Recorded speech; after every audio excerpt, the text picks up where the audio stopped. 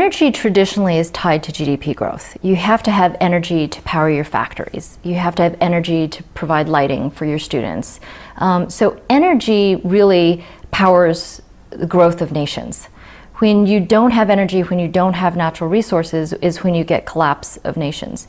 And this is why there's such concern by countries about who's going to get fuel first. The great thing about renewables is, unlike oil, where you're importing it from other countries, or coal, where you're importing it, or other types of fossil fuels where you have to import it from other countries, and therefore you're dependent on some other nation for your security.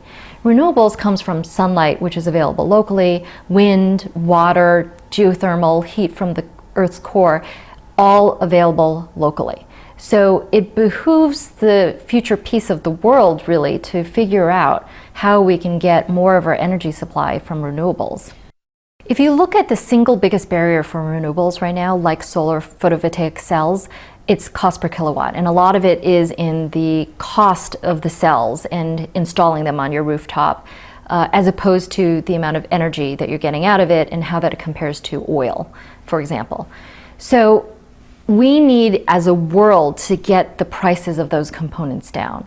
So actually, the world should view China as its manufacturing base, as its factory for renewables, and it behooves the world to work with China to get that China price for any component that deals with renewables. The world will win, because they're going to be able to, whether you're talking about France, you're talking about Germany, you're talking about Australia, the US, we're all going to be able to buy solar photovoltaic cells, solar thermal hot water heaters, wind turbines, offshore wind turbines, which are very expensive today, and buy these at a cheaper price, so that we're going to be able to compete, have renewables compete with fossil fuel prices.